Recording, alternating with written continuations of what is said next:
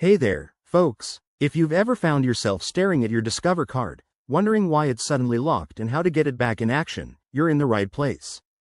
Today, we're diving into a straightforward guide on how to unlock your Discover card. Whether it's due to a security freeze from suspicious activity or you accidentally locked it yourself, this process is quick and easy.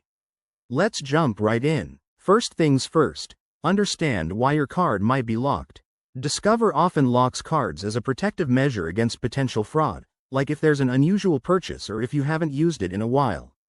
The good news is that unlocking it is simple and can usually be done in just a few minutes. Step 1. Grab your smartphone or computer and open the Discover app or head to the Discover website. If you don't have the app, download it from your app store. It's free and user-friendly. Once you're in, log in to your account using your username and password.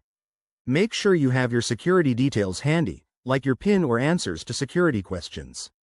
Next, navigate to the Account Settings or Security section. Look for an option that says something like Card Lock or Freeze Card. It might be under a menu icon or in your account overview.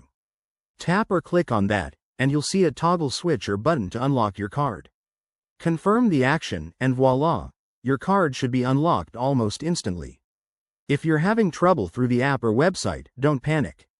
Give Discover customer service a call at the number on the back of your card. They'll walk you through the process over the phone and might ask for verification like your social security number or recent transactions to ensure it's really you. A quick tip. To avoid this in the future, regularly check your account for any alerts and enable notifications on your app.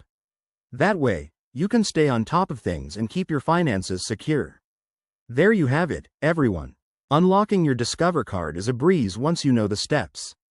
If you found this helpful, give this video a thumbs up, subscribe for more financial tips, and drop a comment if you have questions. Stay safe out there, and thanks for watching.